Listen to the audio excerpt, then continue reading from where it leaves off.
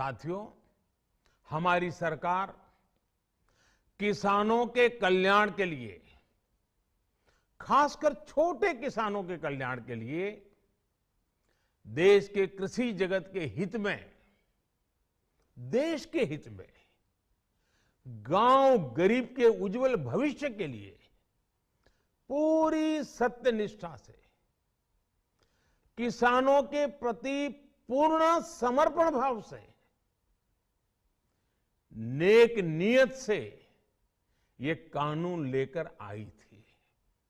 लेकिन इतनी पवित्र बात, पूर्ण रूप से शुद्ध किसानों के हित की बात, हम अपने प्रयासों के बावजूद कुछ किसानों को समझा नहीं पाए।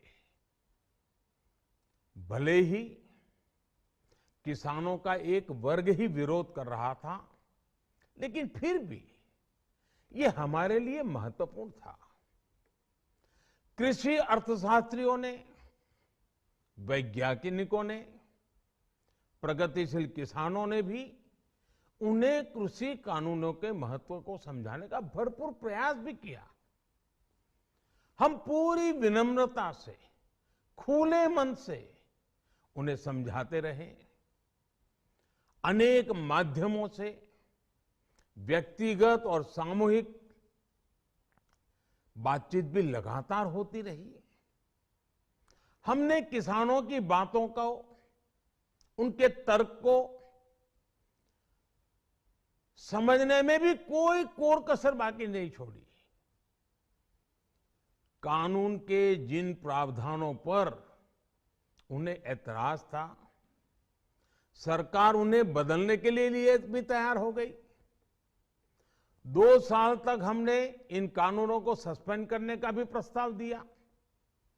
इसी दौरान ये विषय माननीय सर्वोच्च न्यायालय के पास भी चला गया। ये सारी बातें देश के सामने है, इसलिए मैं इनके अधिक विस्तार में नहीं जाऊंगा। साथियों, मैं आज देशवासियों से क्षमा मांगते हुए सच्चे मन से और पवित्र हृदय से कहना चाहता हूं कि शायद हमारी तपस्या में ही कोई कमी रही होगी, जिसके कारण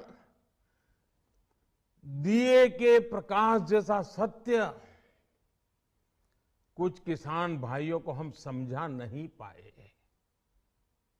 आज गुरु नानक देव जी का पवित्र प्रकाश पर्व है। ये समय किसी को भी दोष देने का नहीं है। आज मैं आपको, पूरे देश को ये बताने आया हूं कि हमने 3 कृषि कानूनों को वापस लेने का, रिपील करने का निर्णय लिया है। इस महीने के अंत में शुरू होने जा रहे संसद सत्र में, इसी महीने में, हम 3 कृषि कानूनों को रिपील करने की संवैधानिक प्रक्रिया को पूरा कर देंगे।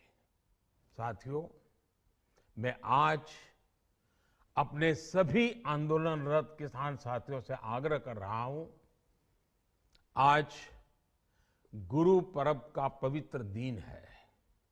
अब आप अपने अपने घर लौटे, अपने खेत में लौटे, अपने परिवार के बीच लौटे। आइए एक नई शुरुआत करते हैं, नए सिरे से आगे बढ़ते हैं।